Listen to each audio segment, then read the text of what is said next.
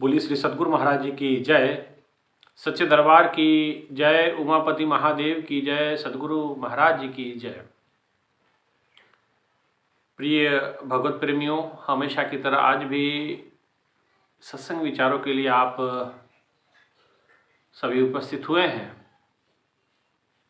और अनेकों ही भक्ति के इस महान विचारों को सुन करके आप अपने जीवन की सार्थकता की ओर बढ़ेंगे, अपने जीवन के उस परम ध्येय की ओर बढ़ेंगे, परम लक्ष्य की ओर बढ़ेंगे, परम मंजिल की ओर बढ़ेंगे, जिससे हमारा जीवन सार्थक हो, सफल हो। इसलिए भाइयों बहनों, कोशिश की जाती है आप लोगों के लिए कि लगातार आपके नए नए सत्संग विचारों को आपको दे करके आपके जीवन के मार्गदर्शन किया जाए। आज भी आपके लिए सत्संग विचारों को लेकर के हम उपस्थित हुए हैं। भाइयों बहनों, अक्सर जीवन में ये बड़ी दुविधा रहती है कि हम क्या करें, क्या ना करें, हम कौन सा कार्य करें तो उसमें सफल होंगे, कौन सा कार्य ना करें तो उसमें ठीक रहेगा। और ये भी एक बड़ी दुविधा रहती कि अगर कुछ हो जाता है, कुछ घटना घट जाती है, तो उसकी जिम्मेदारी किस पे डाली जाए कि भाई इसके वजह से हो गया, उसके वजह से हो गया। लेकिन भक्ति के पथ पे जिस समय हम बढ़ते हैं और इसकी गहराई में जब आप जाते हैं तो आप पाएंगे कि आदमी के हाथ में कुछ है नहीं सिवाय कर्म के, सिवाय क्रिया के, और सब कुछ ईश्वर है। ईश्वर की शक्ति से सारे कार्य पूरे होते हैं। सर्व कर्म प्रभु की कृपा से ही पूर्ण हो पाते हैं। और ये सभी महापुरुषों ने अपने अंतःस्थल की गहराई में जाकर के जाना। और बड़ा सुंदर किसी ने भजन गाया कि मारने वाले हैं भगवान, बचाने वाला है भगवान। उसी का सोचा यहाँ पे होता, प्रभु का सोचा ही यहाँ पे होता है। और आप हम तो केवल मात्र निमित्त हो सकते हैं, या हम अपने कर्मों के कारण से कुछ अमीर, कुछ गरीब, कुछ अच्छे, कुछ बुरे बन जाते हैं। और संतों के मार्गदर्शन में, महापुरुषों के मार्गदर्शन में हम अपने कर्म को सुधारते हैं, निरंतर इस पे कार्य करते हैं, तो आप अपने जीवन को उज्जवल, सुंदर और अपने जीवन को महान बना लेते हैं कर्मों पे। तो ये कहना भी गलत नहीं होगा कि कर्म सर्वोपरि है, और ये कह देना कि भाई कर्म सर्वोपरि है तो फिर बाकी सब क्या है। अब इस कर्म भी क्या है ये भी समझना पड़ेगा। महापुरुषों ने समझाया कि कर्म कर्म सब कोई कहे, ठग ठाकुर और चोर। सब कोई कर्म की दुहाई देती, किसी ठग से मिल लीजिएगा कर्म है, तो ठाकुर से मिल लीजिए, कोई महान आदमी से मिल लीजिए, वो भी कर्म की दुहाई देता है। संतों से मिल लीजिए, वो भी संत यही कहेंगे नहीं कर्मों का फल है। परंतु कर्म क्या है? मन के बंधन जो काटे कर्म कहावे सोए। जो मन के बंधनों को काटते हैं, जो मन की दुविधाओं को हरण करते हैं, जो मन के तमाम समस्याओं का निराकरण करते हैं, उन्हें हम कर्म कहते हैं, कर्म की संज्ञा दी जाती है। इसलिए अब कोई चोरी करे और उसको कहे कि वो कर्म है, ठीक है कर्म तो है, लेकिन दूषित कर्म है, दुष्कर्म है, उसका परिणाम आपको भोगना पड़ेगा। अब आज सजा नहीं मिल रही तो इसका मतलब ये नहीं कि सजा मिलबे नहीं करेगी, मिलेगी नहीं, ये आप दुविधा से में ना रहे। सजा तो मिलेगी, लेकिन जब तक तेरे पुण्यों का भंडार है, जब तक उस पुण्यों का आवरण आपके ऊपर छाया हुआ है तब तक आपको सजा नहीं मिलती। जैसे किसी कोठरी में जहां आप अनाज रखते हैं, अनाज में आप जानते हैं कि बड़े बड़े ड्रम आजकल आ गए जिसमें अनाज भर के स्टोर किया जाता है, गांव में आज भी होगी, और उसके नीचे एक द्वार दिया जाता है, एक छोटा सा ढक्कन दिया जाता है कि जब आपको अनाज की जरूरत पड़ी, आटा पिसाना है, गेहूं पिसाना है, तो आपको उस द्वार को नीचे से खोल देते हैं और जितना चाहे गेहूं निकाल के फिर वापस उसको बंद कर देते हैं। लेकिन अगर उसमें मान लीजिए आपने पहले नीचे भर दिया गेहूं, ऊपर से भर दिया चावल, और नीचे जब द्वार खोलोगे तो पहले क्या निकलेगा? जो नीचे डाला था, गेहूं डाला था, वही निकलेगा। और चावल कब निकलेंगे? जब गेहूं खत्म हो जाएगा। ठीक है, ऐसे ही है, आपने पहले पुण्य किए हैं इसलिए आपको सजा नहीं मिल रही, अभी वो पुण्य निकल रहा आपका। लेकिन जिस दिन पुण्यों का भंडार खत्म होगा, तेरे पुण्य पुंज समाप्त हो जाएंगे, तो तुझे सजा भी दुष्कर्म की मिल जाएगी। इसलिए आप इस बात से निश्चिंत रहे कि ऐसे लोगों को सजा नहीं मिलती, और कहीं आप ये सोच कर के नहीं कि वो तो बुरे लोग हैं, उनको तो कोई सजा मिल ही नहीं रही है, तो हम उस कर्म को करने के लिए उद्यत हो जाएं, ये तो ठीक नहीं है। प्रेरणा आपकी गलत हो जाती है, और प्रेरणा इसलिए गलत हो जाती है क्योंकि मन पे लोभ लालच छाया होता है, तो इसलिए आदमी गलत कृत्यों पे या वासना छाई होती तो गलत कामों में संलिप्त हो जाता है ना। तो इसलिए संतों के सानिध्य में जाके कर्म को समझे। कर्म कौन से? जो मन के बंधन। पुण्य कर्म करेंगे तो भी कर्म एक बंधन ही है, सही बात है। अगर आप अच्छे कर्म करते हैं, अब अच्छे कर्म करने चाहिए, यहां मैं अच्छे कर्मों का विरोध नहीं कर रहा, अच्छे कर्म करने चाहिए, लेकिन अच्छे कर्मों का परिणाम भी होता है, बुरे कर्मों का परिणाम भी होता है। मुक्ति दोनों स्थिति में नहीं है, क्योंकि पुण्य को भोगना पड़ता है और पाप को भी भोगना पड़ता है। पाप कर्म को भी भोगना पड़ता है, पुण्य कर्म को भी भोगना पड़ता है। और भोगना कहाँ है? धरती धरा पे, इस मृत्यु लोक में। यही ना कर्म की खेती है, यही कर्मों की खेती होती है। अच्छे कर्म करोगे तब भी आपको, मान लीजिए किसी को कुत्ता बनना है कर्मों के कारण से, अब आपके अच्छे कर्म है, तो किसी बड़े साहूकार सेठ के घर में आप कुत्ता आ गए बन करके, है ना। इसको अन्यथा नहीं लेना है, लेकिन हो सकता है, ऐसा होता है। देखिएगा, एक कुत्ता आपके गांव में होता है, तरह तरह जगह जगह से चोटें लगी होती, किसी के द्वार पे जाता है, कुछ मिल गया खा लिया, नहीं तो डंडा मार के भगा देते हैं।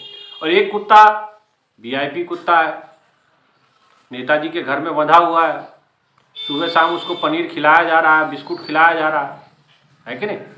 तो कुत्ता तो दोनों ही है, लेकिन कर्मों का फल है। उसने अच्छे किए थे, मिल गई बिल्डिंग रहने के लिए, अच्छे घर मिल गया, गद्दे में सो रहा, लेकिन इसने बुरे कर्म किए। तो कर्म का, अच्छे कर्मों का फल भी बंधन है और बुरे कर्मों का फल भी बंधन है। तो लेकिन बंधन, अब मान लीजिए, अब एक व्यक्ति कहे सोने की हथकड़ी है और एक कहे लोहे की हथकड़ी है। भाई हथकड़ी है ना, हथकड़ी तो बंधन है, लेकिन हमारे महापुरुषों का विचार बड़ा श्रेष्ठ रहा हो, कहते कर्म फल से मुक्ति माने मोक्ष, ना बंधन पड़े। इसीलिए आप अपने कपाट पे या अपने माथे पे आप चावल के दाने लगाते हैं। चावल के दाने क्यों लगाते हैं? या सत्यनारायण की कथा होती है तो आप केले के पत्ते क्यों लगाते हैं? उसके पीछे कारण यही होता है कि केले के पत्ते दोबारा, वो केला एक बार जब उग जाता है, माने एक बार जब फल दे देता है, दोबारा वो फलीभूत नहीं होता। उसके बगल से दूसरा पौधा निकलेगा, पेड़ निकलेगा, लेकिन उस पेड़ पे कभी दोबारा केले नहीं लग सकते जिस पेड़ पे पहले लगे हुए हैं। एक बार फल देके हट गया, वो खत्म कहानी उसकी, दूसरा फल निकलेगा, दूसरा पौधा निकलेगा। और चावल के दाने भी इसीलिए लगाए जाते हैं, अक्षत, जिसकी क्षति नहीं होती। अब क्षति तो परमात्मा की नहीं होती, बाकी सब तो क्षति हो रही है, धरती भी घट रही है, सूर्य भी घट रहा है, सब कुछ घटता है ना। और अक्षत का, अब चावल का क्या मतलब है? अब चावल आप लगाते हैं, जिसको अक्षत भी कहते हैं कई भाषाओं में। अब जब लगाते हैं, चावल की खासियत है, आप उसको जमीन में डालेंगे उस चावल को, तो वो उगेगा नहीं। क्यों? क्योंकि उसमें उगने की क्षमता खत्म हो गई। लेकिन वही चावल अगर छिलके समेत माने धान के स्वरूप में होता तो आप देखेंगे कि वो उग जाता, लेकिन चावल लगाते हैं वो उगता नहीं। इसी प्रकार से जो कर्म हमारे कट जाते हैं प्रभु की भक्ति से, बंदगी से, साधना से, सुमरन से, गुरु की कृपा से, सेवा से, वो कर्म हमारे फलीभूत नहीं होते, माने वो नष्ट हो जाते हैं और वो बंधन में नहीं डालते हमें, ना अच्छे बंधन में डालते ना बुरे बंधन, वो हमें मोक्ष की ओर ले जाते हैं, मुक्ति की ओर ले जाते हैं, उस महान लक्ष्य की ओर बढ़ाते जहां से हमने यात्रा शुरू की थी, जहां से हमारा उद्गम स्थल है। जैसे नदी चलती है हिमालय से, चोटी से, और जाके समुद्र में जाके समा जाती है, जब तक समुद्र में समाती नहीं उसकी दौड़ रुकती नहीं है। ऐसे हमारी दौड़ है, लेकिन इस दौड़ में क्योंकि नदी तो अपने सागर में समाने के लिए तो कृत संकल्पित है, लेकिन मानव ये डामाडोल है, ये आ गया, अब नदी चली और चली पहुंची सागर में, उसने ना दाएं देखा ना बाएं देखा, दो किनारों की मर्यादा में रहते हुए बढ़ती गई और एक दिन सागर में समा गई, सागर स्वरूप हो गई, राम स्वरूप हो गई। उसी प्रकार हमें भी उस परमात्मा में मिलना है, लेकिन ये तब हो सकता है जब नदी की तरह हमारी एकाग्रता अपने लक्ष्य की ओर हो। अगर आपने अपने लक्ष्य की ओर ध्यान नहीं दिया, अपने टारगेट की ओर ध्यान नहीं दिया, तो आप भी भटक सकते हैं। और ऐसा ही होता है, मनुष्य जन्म लेता है, ईश्वर का अंश कहा गया, ईश्वर अंश जीव अविनाशी, ये जीव ईश्वर का अंश, अविनाशी अंश होने के बाद भी आता है, यात्रा प्रारंभ करनी थी और यात्रा प्रारंभ करके लक्ष्य तक पहुंचना था, फिर अविनाशी तत्व में मिलना था। लेकिन क्या हुआ कि रास्ते में आंखें खुली, और जैसे आंखें खुली, हालांकि भगवान के चरणों में तो प्रार्थना इसने खूब की माता के गर्भ में रहते हुए कि हे परमात्मा मुझे इस गर्भकुंड से निकाल, मैं तेरी भक्ति करूंगा, मैं तेरी बंदगी करूंगा और जीवन पर्यंत तुझमें मिलने के लिए अथक प्रयास करूंगा, साधना सुमरन करूंगा। लेकिन बाहर आने के बाद आप जानते हैं क्या होता है, माँ बाप की सुध बनती है, फिर धीरे धीरे भाई बहनों से पहचान होती है, रिश्तेदारों से पहचान होती है, मित्र दोस्तों से संबंध बनता है, और इसी प्रकार संसार में लिप्त हो जाए, लेकिन नदी बढ़ते जाती है। तो महापुरुषों ने कहा कि संसार में आने के बाद जीव भटक जाता है। उनका सीधा सा कहना था कि भाई आप अपने लक्ष्य की ओर से मुख मोड़ लिए। तो उसी को याद दिलाने के लिए संत समय समय पे धरती पे आते हैं कि जाहे से तू बिछड़ा ताहे के संग लाग, जिससे तू बिछड़ गया उसके साथ लगने का मौका है, उसके साथ पुनः अपनी प्रीति जोड़ ले। कहाँ इधर उधर भटक रहा है, दुष्कर्म कर रहा है, अच्छे कर्म कर रहा है, बुरे कर्म कर रहा है, और फिर उसके बंधनों को भोगने के लिए 84 लाख योनियों में तू भटक रहा। इसलिए ऐसे कर्म, अब कौन सा कर्म है जो हमें मुक्ति की ओर ले जाएगा? और कर्म सब कर्म है, भक्ति कर्म नेह कर्म।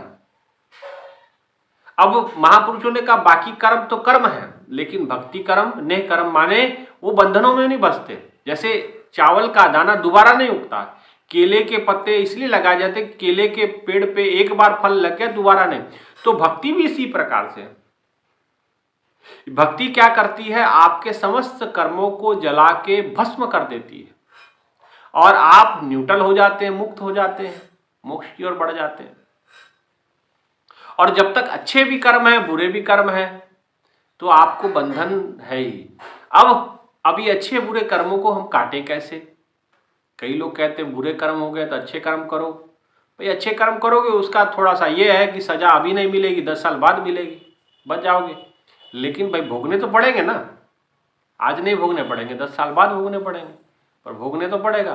तो अच्छे कर्मों को और बुरे कर्मों से बचे कैसे, उसके लिए ज्ञान मार्ग बताया गया, भक्ति का मार्ग बताया गया।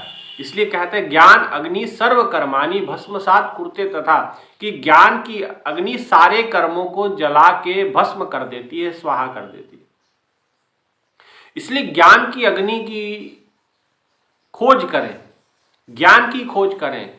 अब ज्ञान का मतलब नॉलेज नहीं, ज्ञान का मतलब प्रैक्टिकल, ज्ञान का मतलब होता है ईश्वर का साक्षात्कार, ज्ञान का मतलब होता है परमात्मा का दीदार, ईश्वर का दर्शन, जिससे हम, और वो अग्नि स्वरूप परमात्मा, प्रकाश स्वरूप, क्योंकि अग्नि पुराण में भगवान को अग्नि कहा गया, कई जगह प्रकाश कहा गया, कहीं ज्योति कहा गया, कहीं कुछ कहा गया। तो कुल मिला के बात ये कि जब तक हम उस ईश्वर तक नहीं पहुंचते, हमारे तमाम कर्मों को स्वाहा हम नहीं कर पाएंगे, हम अपने कर्मों को जला के भस्म नहीं कर पाएंगे। इसलिए हमें संतों के मार्गदर्शन में चलने की आवश्यकता है। संत के मार्गदर्शन, संत का मार्ग धर्म की पौड़ी को बड़ भागी पाई, ये धर्म का पहली पौड़ी होता है, संत का मार्ग। प्रथम भक्ति संतन कर संगा, तो प्रथम पहली पौड़ी संत के मार्गदर्शन में जब हम भक्ति प्रारंभ करते हैं, उनकी कृपा से ज्ञान मिलता है, दृष्टि खुलती है, और इस भक्ति के पथ पे हम बढ़ते हैं, तो हमारे तमाम अच्छे कर्म, बुरे कर्म जला के भगवान की कृपा से, गुरुदेव की कृपा से हम स्वाहा कर लेते हैं, और हम भक्ति की, परमात्मा की ओर बढ़ते जाते हैं, अग्रसर होते जाते हैं, है ना। लेकिन हमारा मन इसमें, अब इसमें प्रयास आपको करने पड़ते हैं, इसमें मेहनत की बात है। अब यह अपना कह देना सरल है, लेकिन इतना आसान नहीं है। अब कोई कहे कि भाई हम हो जाएगा, तो हो नहीं जाएगा, करना पड़ेगा आपको, और जन्म इसी के लिए मिला है, तो बिना किए तो ये होगा नहीं। और आप कहो कि भाई हो जाएगा, तो फिर वो नेताओं वाला जो आश्वासन है वो सतगुरु नहीं दिया करते। सतगुरु ने ये ज्ञान तुम्हें अलमारी में बंद करने को नहीं दिया था, ये ज्ञान आपको भक्ति के पथ पे बढ़ने के लिए दिया था। साधना सुमरन कर अपने जीवन के परम धाम की ओर हम अग्रसर हो, इसके लिए ज्ञान मिला था। आत्मकल्याण सर्वप्रथम था, और आपने सर्वप्रथम आत्मकल्याण को छोड़ के बाकी सारे कामों को सर्वप्रथम रखा हुआ, और यही आपके असली दुखों का कारण बन जाता है, यही आपके असली परेशानियों का कारण बन जाता है, यही आपके असली दुविधाओं का कारण बन जाता है। आप सर्वप्रथम मुक्ति को स्थान दें, मोक्ष को स्थान दें, कर्तव्य आप करते रहें, क्योंकि मुक्ति का रास्ता कभी कर्तव्य में बाधा नहीं डालता है, उल्टा आपको और स्ट्रांग करता है। भगवान कृष्ण ने अर्जुन को गीता का ज्ञान दिया, तो ज्ञान उसके पथ पे बाधा नहीं बना, उसको उल्टा उसके रास्ते को उन्होंने क्लियर किया, साफ किया, सतर्क कर दिया, स्वच्छ कर दिया। वो तो चाहता था कि मैं युद्ध ना लड़ूं, ये संघर्ष चलता ही रहता, हार जाते, धर्म की स्थापना ही नहीं हो पाती। लेकिन भगवान ने उनको ज्ञान दिया, और ज्ञान के माध्यम से समझाया कि नहीं, जिन्हें तू अपना समझ रहा है ये अपने नहीं है, ये बड़े खतरनाक लोग हैं, ये बड़े, इन्होंने बड़ा पापाचार मचाया दुनिया में, इसको खत्म करो। बोले नहीं महाराज, उधर अच्छे भी हैं, अच्छे हैं तो क्या हुआ, साइड किसकी ले रहे हैं, ये भी तो देखो। तो जो गलत लोगों का साथ देगा, जो गलत दिशा में साथ देगा, गलत कर्मों में साथ देगा, उसको भी भोगना पड़ता है। अगर दुशासन ने द्रौपदी की साड़ी खींची और साड़ी पे हाथ डाला, तो उसका पुर्जा पुर्जा उखाड़ के फेंका भीम ने, सजा मिली उसको। लेकिन जो वहां मौन रहे, सजा उनको भी मिली, मरना उनको भी पड़ा, आंखें उनकी भी बंद हुई, तड़प तड़प के वो सब भी मरे, है ना। तो इसलिए भाइयों बहनों, ये कर्मों का बंधन इतनी आसानी से नहीं, इसलिए इसको साधना सुमरन तो जरूरी है। अब बहाने लगाओ कि नहीं हो सकता, नहीं हो सकता, तो नहीं हो सकता, तो फिर वो भी नहीं हो सकता। और करने के लिए क्या नहीं हो सकता, सब कुछ हो सकता है, सब कुछ हो जाएगा, है ना। इसलिए अपने आप पे तो भरोसा रखें, अपने आप करें तो सही, कुछ नहीं होने वाला, आप वहीं रहेंगे, सब काम होंगे, कोई काम रुकता नहीं। ये हमारी गलत फहमी की भक्ति कर्म करेंगे, गुरु महाराज जी की सेवा करेंगे, गुरु महाराज जी की साधना करेंगे, तो हमारे संतों की सेवा करेंगे तो हमारे फलाने काम रुक जाएंगे। अरे संतों की सेवा से तो रास्ते साफ होते हैं, लक्ष्य के प्रति हमारा ध्येय एकाग्र होता है, और हम कहें कि भाई उनकी सेवा करने से हमारे जीवन में दिक्कतें आ गई। दिक्कतें आपके कर्मों के कारण से, आपकी गलत नियत की वजह से हैं, आपके गलत कर्मों की वजह से हैं। प्रभु की भक्ति में कोई दिक्कत नहीं है, प्रभु की भक्ति से किसी के कर्म नहीं बिगड़ते, भक्ति से तो कर्म संवरते हैं, जिंदगी संवरती है। भक्ति ऐसी चीज है, भक्ति भगवान की सबसे प्रिय वस्तु है, और जिस पे भगवान प्रसन्न होते हैं उनको ये ज्ञान और भक्ति का वरदान प्रभु देते हैं। हर किसी को भक्ति नहीं मिलती है। अविचल भक्ति का वरदान भगवान श्री राम ने केवट को दिया। भगवान खुश हो गए, प्रभु प्रसन्न हो गए। और प्रभु की प्रसन्नता यही है कि भगवान आज केवट पे प्रसन्न होकर कह रहे अविचल भक्ति का वरदान उसको देते हैं। भगवान प्रसन्न हो गए सबरी पे। सबरी ने कहा कि मैंने जब से मेरे गुरुजी गए मैंने कथा सत्संग नहीं सुना है, मुझे सत्संग सुनाओ। भगवान प्रसन्न हो गए। वाह वाह वाह, क्या आपके हृदय के भाव है। आज भी आंखें बंद होने वाली हैं, जीवन के कुछ घड़ियां शेष हैं, बुढ़ापे की अवस्था है, लेकिन आज भी आपकी आंखों में चमक है और कान सुनना चाहते हैं प्रभु की कथा को। और दूसरे तरफ आप दृष्टि डालें अपने तरफ, बुढ़ौती आ गई, कान में मशीन लग गया, लेकिन क्या सुनेंगे? गाने सुनने हैं उनको, टीवी सीरियल देखने हैं उनको, है ना। दुनिया की निंदा चुगली करनी है, मोह ममता से मन नहीं। ममता तू ना गई मेरे मन ते, पाके बाल जन्म के साथी, ज्योति गई नैनन ते, ममता तू ना गई मेरे मन ते। गोस्वामी तुलसीदास जी अपनी भजनावली में लिखते हैं कि ममता नहीं जाती, मोह नहीं जाता। क्यों नहीं जाता? क्योंकि हमारी लालसा परमात्मा से लगी नहीं। इसलिए भाइयों बहनों, सभी तरफ से दिमाग हटा करके साधना सुमरन में मन लगाएं, भक्ति में मन लगाएं, ताकि आपके जो किए हुए बुरे संस्कार हैं, बुरे कर्म हैं, अग्नि के अंदर जल के स्वाहा हो। आप जब ध्यान करेंगे अंदर में वो जल के स्वाहा हो जाएंगे। अब कई लोग ये भी कहता है, प्रश्न आता है कि जब भी साधना करते हैं पूरा ब्लैकआउट हो जाता है, पूरा ब्लैकिश हो जाता है, पूरा अंधेरा ही अंधेरा होता है। तो डरिए मत, ये आपका ही अंधेरा है, किसी और का नहीं है। अंधेरे के बाद ही उजाला होता है। और ये अंधेरा जो आपके अंदर दिख रहा है, ये किसी और का अंधेरा नहीं है, ये आपका खुद का अंधेरा है, आपके पाप कर्मों का अंधेरा है। धीरे धीरे उसको जलने दीजिए, धीरे धीरे धीरे धीरे। जैसे ठंड के समय में धुंध आ जाती है तो सूर्य लुप्त हो जाता है। अब सूर्य गायब नहीं हो जाता, सूर्य है लेकिन लुप्त है, क्योंकि अभी वो बादलों में ढका हुआ है ना, धुंध में छुपा हुआ। लेकिन सूर्य की प्रखरता को कोई धुंध रोक नहीं पाती है, कोई रोक नहीं पाएगा। वो सूर्य प्रखर है, एक दिन सब धुंध को हटा करके वो निकल आएगा। इसी प्रकार से आपके अंदर जो अंधेरा है वो ज़्यादा समय रहेगा नहीं। आप और लगन से साधना सुमरन बढ़ा दीजिए, आपके अंदर उजाला ही उजाला हो जाएगा। वो कालिमा, वो आपके बुरे संस्कार खत्म हो जाएंगे।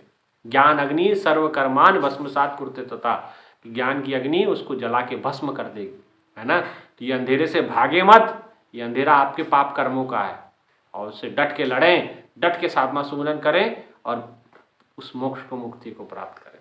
ठीक है, इतना ही कहते हुए भक्ति करें, साधना करें, सुमरन करें और अपने जीवन को सफल करें। आप सभी से आग्रह है कि आप लोग सत्संग पूरा सुने, और पूरा सुने तभी समझ में आएगा, तभी आप इसको समझ पाएंगे, जान पाएंगे। और इस चैनल को जरूर सब्सक्राइब कर लें, वीडियो को जरूर देखें, लाइक कमेंट्स जरूर करें। और इतना ही कहते हुए विचारों को विराम करते हैं। आज के लिए यही संदेश था, फिर आपके लिए विचारों को लेकर के उपस्थित होंगे समय समय पे। बोलिए श्री सद्गुरु महाराज जी की जय, सच्चे दरबार की जय, उमापति महादेव की जय। धन्यवाद।